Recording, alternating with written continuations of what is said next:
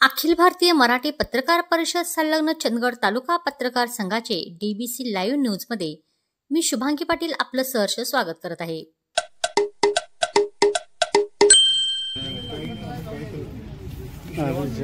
सामाजिक कार्य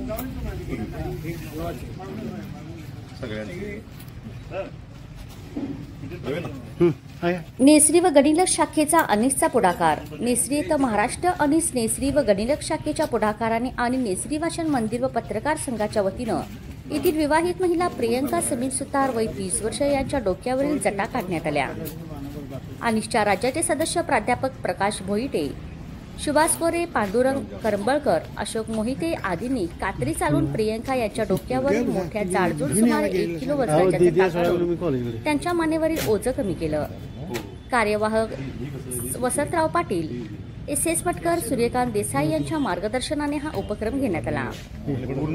केडंबे तालुका जावळी जिल्हा सातारा येथील समीर सुतार हे नोकरीनिमित्त पुणे येथे राहतात। त्यांच्या पत्नी प्रियंका यांच्या डोक्यामध्ये 2 वर्षापासून साधारण जट निर्माण झाली होती, मात्र त्यांच्या कुटुंबाने यल्लमा देवीची जट असल्याच्या भावनेतून ही जट काढली नाही। हळूहळू ती वाढत गेल्याने त्यांचे सामान्य जीवन जगणं मुश्किल झालं। सुमारे 1 किलो वजनाच्या मानेवरील ओझ्यामुळे त्यांना शारीरिक त्रास होऊ लागला। कोणत्याही कार्यक्रमामध्ये जाणं त्यांनी टाळलं। प्रियंका यांचे पती समीर यांनी आपल्या पत्नीच्या जटाबद्दल व त्यामुळे होणाऱ्या मानसिक स्थितीबद्दल माहिती पुणे येथील उद्योजक नामदेव सुतार यांना सांगितली। नामदेव सुतार यांनी आपल्या नेसरी गावी संपर्क साधला। नेसरी येथील वाचन मंदिर ग्रंथालय आणि तर्फे जटा निर्मूलन करून प्रियंका यांची शारीरिक व मानसिक ओझं कमी केलं।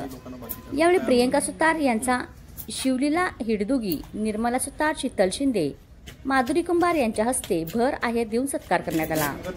यावेळी एमडी रेडेकर, अमोल बागडी, चंद्रकांत संगपाळ आदी उपस्थित होते। स्वागत रवींद्र हिडदुगी यांनी केलं तर प्रास्ताविक टीव्ही कांबळे यांनी केलं। आप्पासाहेब कुंभार यांनी आभार व्यक्त केले। धन्यवाद। मी Shubhangi Patil, DBC live news करिता पाहत रहा डीबीसी लाईव्ह न्यूज।